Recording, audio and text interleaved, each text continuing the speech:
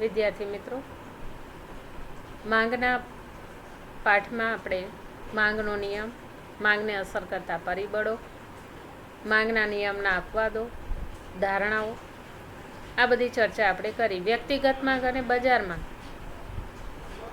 એવું છે કે જેમાં તમારે કંઈ બહુ મહત્ત્વનું ખાલી ટૂંકા પ્રશ્નના સંદર્ભમાં જ પૂછાય છે. હવે આપણે જે જોવાનું છે, માંગમાં વિસ્તરણ સંકોચન, માંગમાં વધારો ઘટાડો અને માંગની મૂલ્ય સાપેક્ષતાના પ્રકારો.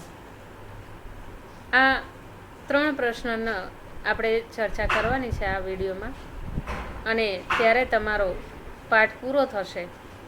હવે આજે જ મેં તમને મેસેજ કર્યો છે કે ભાઈ માંગનો પાઠ જે છે, એટલે કે 1 થી 3 પાઠ તમારે 27 તારીખે પરીક્ષા છે, એકમ કસોટી, એમાં તમારે પૂછાશે. પહેલા બીજા 2 પાઠના તો મેં તમને પેપર મોકલ્યા, એ તમારે તૈયાર કરવાના, પણ એના પછી ત્રીજા પાઠનો પણ હું તમને પેપર મોકલું છું, એ તમારે સાથે તૈયાર કરવાનું. હવે જ્યારે એકમ કસોટીનું પેપર મોકલીશ ત્યારે એ પેપર તમારે ફરજિયાત પિન પેજમાં લખવાનું રહેશે, જેમાં તમારું ઉપર તમારું નામ, તમારું ધોરણ અ કે બ અને તમારો રોલ નંબર, તમને બધું જ એ અગાઉ તમને મળી જશે, અને એ જ મુજબ તમારે પિન પેજમાં લખી અને અમને આપવાનું રહેશે.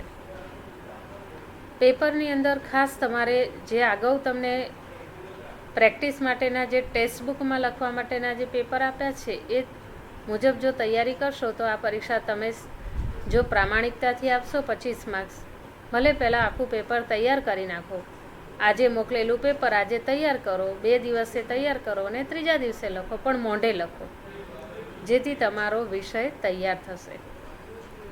એટલે કે આ પ્રશ્ન જે છે, પેપર આખું તમે ઉતારો કરશો તો એમાં તમને કંઈ સમજાશે નહીં. એટલે મારી તમને ખાસ સૂચના છે કે પ્રામાણિકતાથી તમારા વાલીની સામે બેસીને 25 માર્ક્સનું પેપર પહેલાં એવું લાગે તો 2 દિવસ તૈયારી કરી લો, પછી 3જા વિશે લખો, પછી હું તમને ખબર પડશે કે ના હવે આપણને વાંધો આવશે નહીં. છતાં ક્યાંક પ્રશ્ન તમને લાગે તો મને ફોન કરીને પૂછવાની છૂટ છે, બરાબર.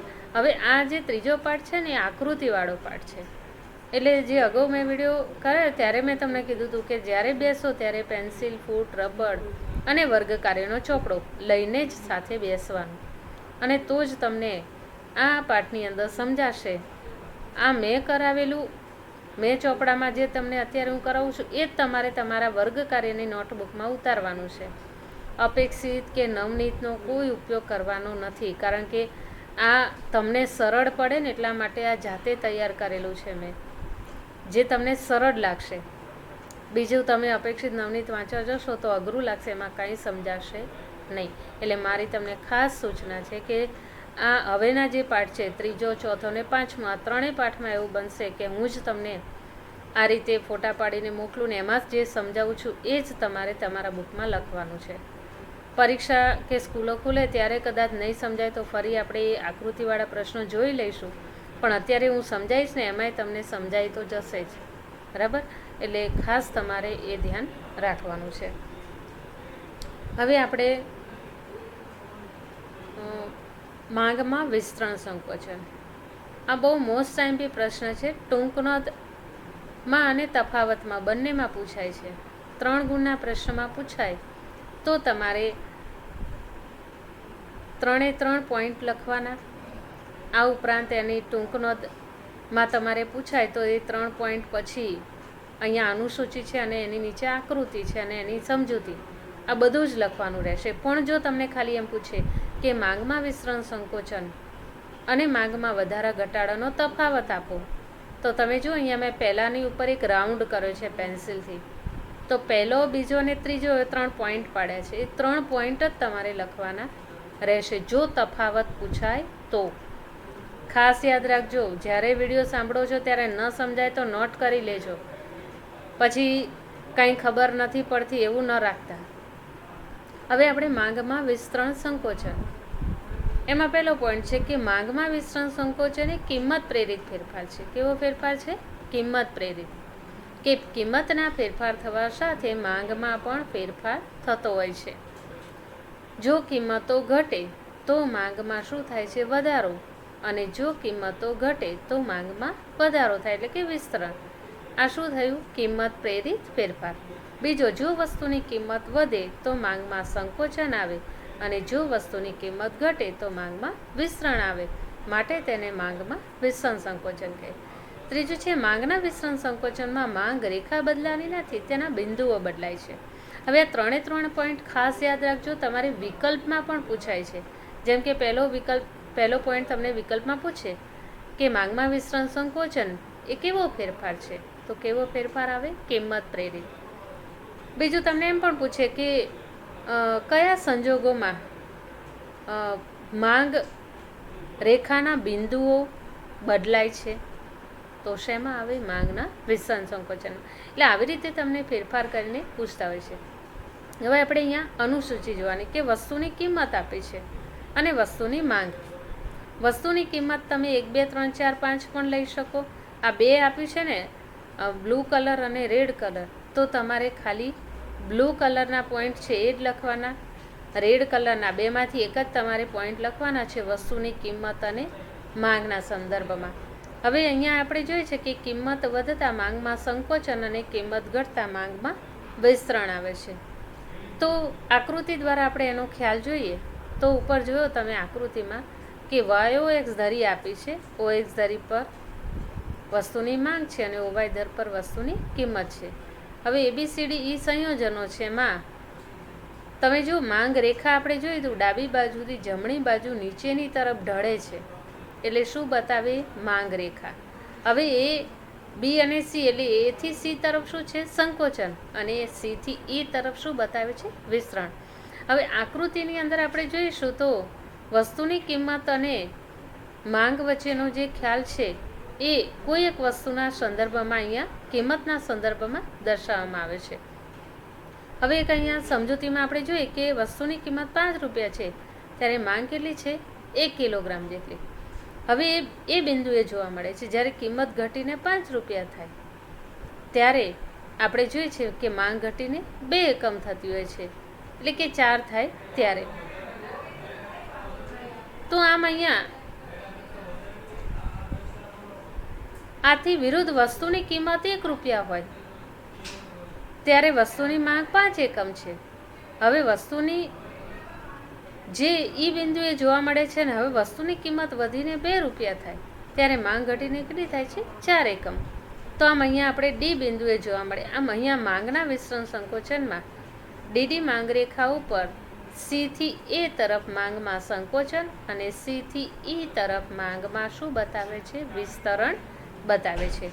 એટલા માટે આપણે એમ કહી શકીએ કે માંગમાં વિસ્તરણ સંકોચન એ કિંમત પ્રેરિત ફેરફાર છે. સમજાયું વિદ્યાર્થી મિત્રો?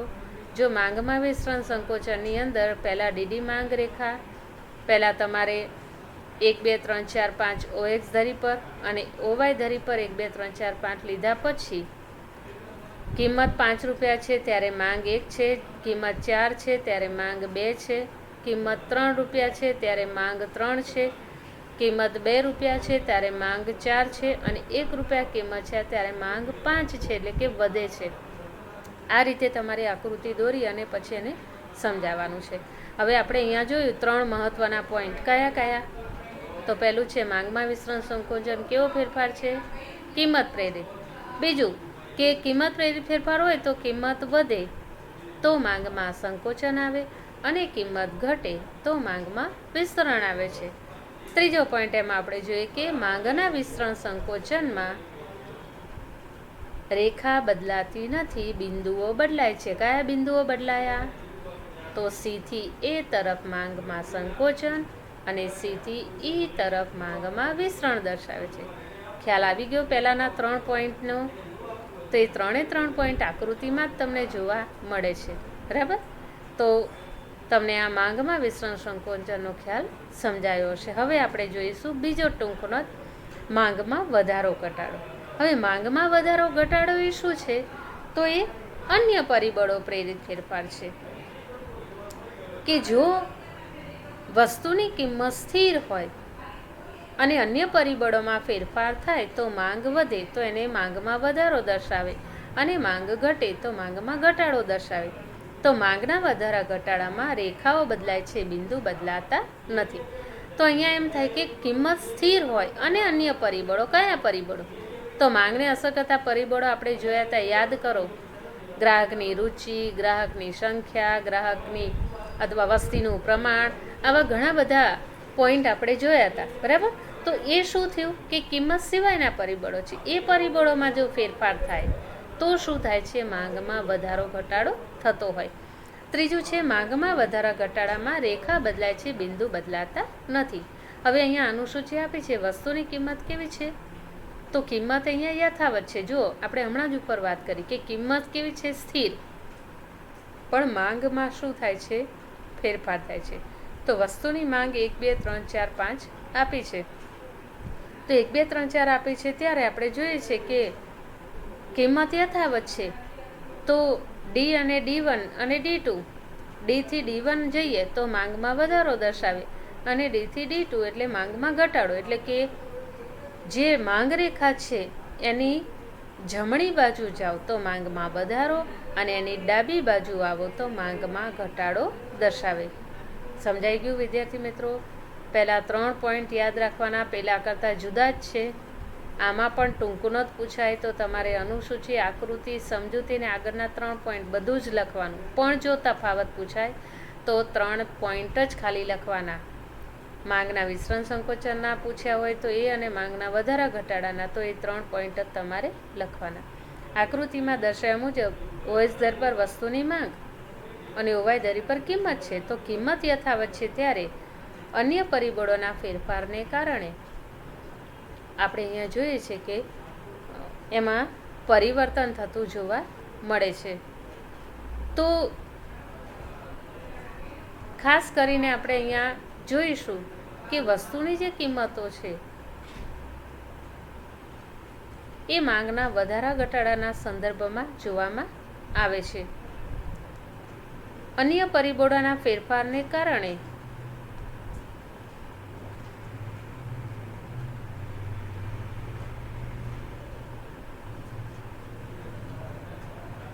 જુદી જુદી વસ્તુઓનું પ્રમાણ જુદા જુદા ક્ષેત્રના સંદર્ભમાં જોવામાં આવે છે. તો અહીંયા ઓએક્સ દર પર વસ્તુની માંગ અને ઓવાય દર પર કિંમત હોય ત્યારે અન્ય પરિબળોના ફેરફારને કારણે આ પરિસ્થિતિ સર્જાતી જોવા મળે છે. તો અહીંયા આપણે જોઈએ છે કે માંગનો જે વધારો ઘટાડો છે એને વિશેષ કરીને મહત્ત્વ અપાયું છે. તો માંગમાં વધારો ઘટાડો અને માંગમાં વિસ્તરણ સંકોચન. હવે જે આપણે ખ્યાલ જોવાનો છે એ છે કે વ્યક્તિની માંગ રેખા અને બી વ્યક્તિની માંગ રેખા, આ ઉપરાંત ત્રીજો સી અને ડી વ્યક્તિની, તો આ ચારે ચાર જે છે એ વ્યક્તિગત માંગ અને બજાર માંગના સંદર્ભમાં જોવામાં આવતી હોય છે. તો અહીંયા એબીસી માંગ રેખા ઋણ ઢાળ ધરાવે છે. તો કહેવાનો અર્થ એ છે કે આ બધી જ માંગ રેખા એ ઋણ ઢાળ ધરાવતી જોવા મળે છે. હવે તમારે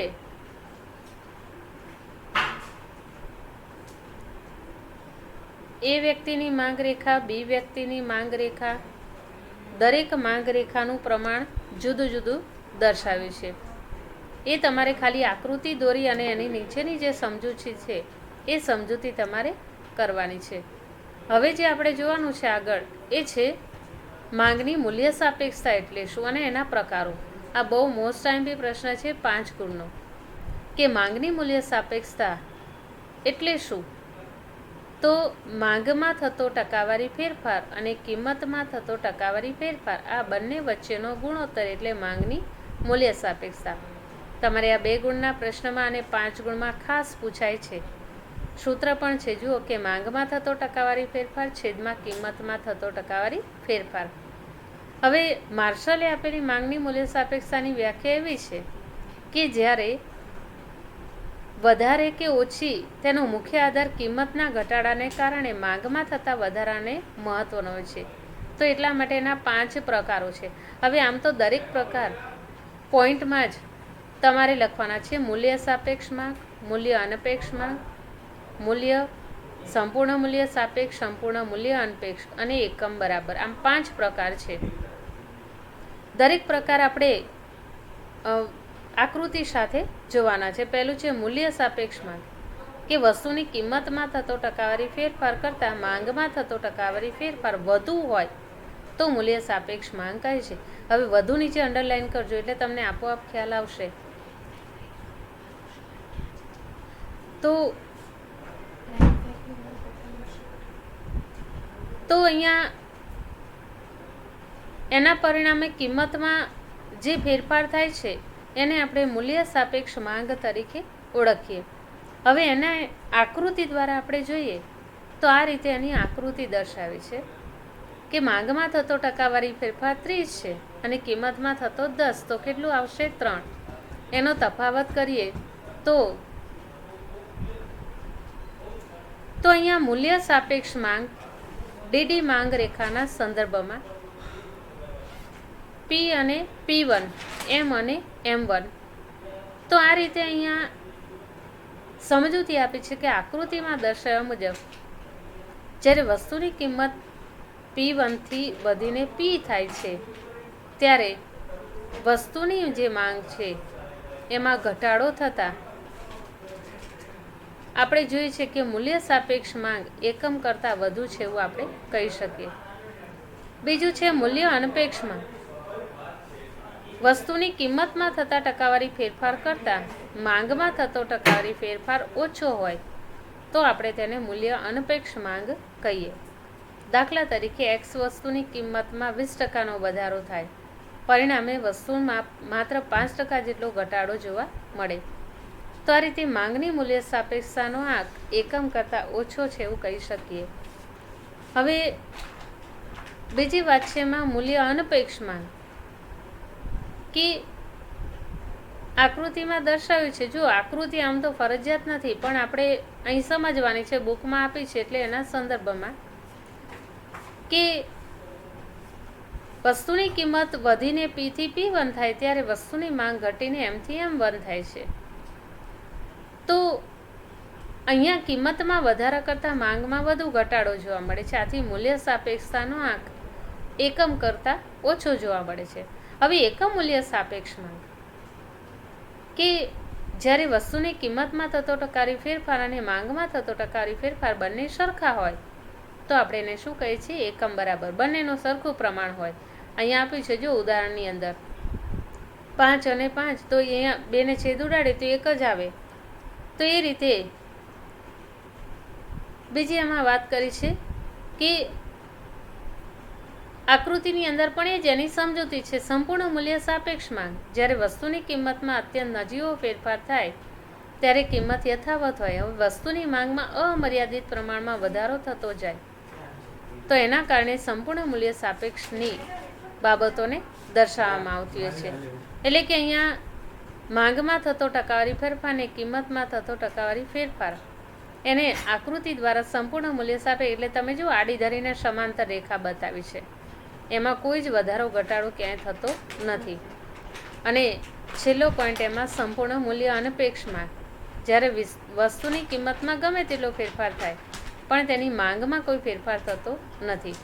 હવે અહીંયા બંને ઉલટી બાબત છે. જો અહીંયા શું બતાવ્યું છે કે કિંમત યથાવત છે અને માંગ વધતી જાય છે, તો એવું ક્યારેય બજારમાં હોઈ શકે નહીં. એવી જ રીતે સંપૂર્ણ મૂલ્ય અનપેક્ષની અંદર કે માંગ જે છે એ યથાવત હોય અને કિંમતો વધતી જાય એવું ક્યારેય બનતું નથી, કારણ કે કોઈ પણ વ્યક્તિની માંગ ક્યારેય યથાવત રહી શકતી નથી. એટલા માટે મૂલ્ય શૂન્ય જોવા મળે છે. આ તમારે શૂન્ય અને ઋણ આ બે જે છે વિકલ્પમાં ખાસ તમારે પૂછાય છે. હવે માંગની આવક સાપેક્ષતા, કે વ્યક્તિની આવકના ટકાવારી ફેરફારને માંગમાં થતા ટકાવારી ફેરફાર આ બંને વચ્ચેનો ગુણોત્તર એટલે માંગની આવક સાપેક્ષતા. તો એના કેટલાક પ્રકારો છે. એકમ આવક સાપેક્ષ માંગ, તો વ્યક્તિની આવકમાં થતો ટકાવારી ફેરફાર અને માંગમાં થતો ટકાવારી ફેરફાર એ બંને સરખા હોય તો એને આપણે એકમ આવક સાપેક્ષ કહીએ. હવે માંગની પ્રતિમૂલ્ય સાપેક્ષતાના પ્રકારોને પણ અહીંયા બે રીતે આપ્યા છે. અવેજી વસ્તુ અને પૂરક વસ્તુ. જ્યારે વસ્તુ એકબીજાની વૈકલ્પિક હોય ત્યારે આપણે એને વસ્તુને અવેજી વસ્તુ, દાખલા તરીકે જુવાર અને બાજરી, પૂરક વસ્તુ કે વસ્તુ એકબીજા સાથે અભિન્ન રીતે જોડાયેલી હોય એટલે કે એને જુદા પાડી શકાય નહીં. બૂટ, મોજા, સ્કૂટર, પેટ્રોલ, તાળું, ચાવી આ બધા શું છે? પૂરક વસ્તુઓ. માંગની મૂલ્ય સાપેક્ષતા માપવાની પદ્ધતિ 3 છે: ગુણોત્તર, કુલ ખર્ચ અને ભૌમિતિક. તો આ રીતે આપણે અહીંયા એને મહત્ત્વ આપે છે. તો વિકલ્પ જે આપ્યા છે એ તો તમારે ખાલી લખવાના રહેશે અને આ પ્રશ્નો જે છે એ પણ તમારે લખવાના છે. હવે બીજું કે જે કંઈ આપણે આ કર્યું છે એ તમારે ખાસ આખા બધા જ જેટલા તમે અત્યારે જોયા છે બધા જ વિડીયો તમારે તમારા વર્ગ કાર્યની નોટબુકમાં લખવાનું છે, કારણ કે આ પાઠ અહીંયા આપણે પૂરો થાય છે.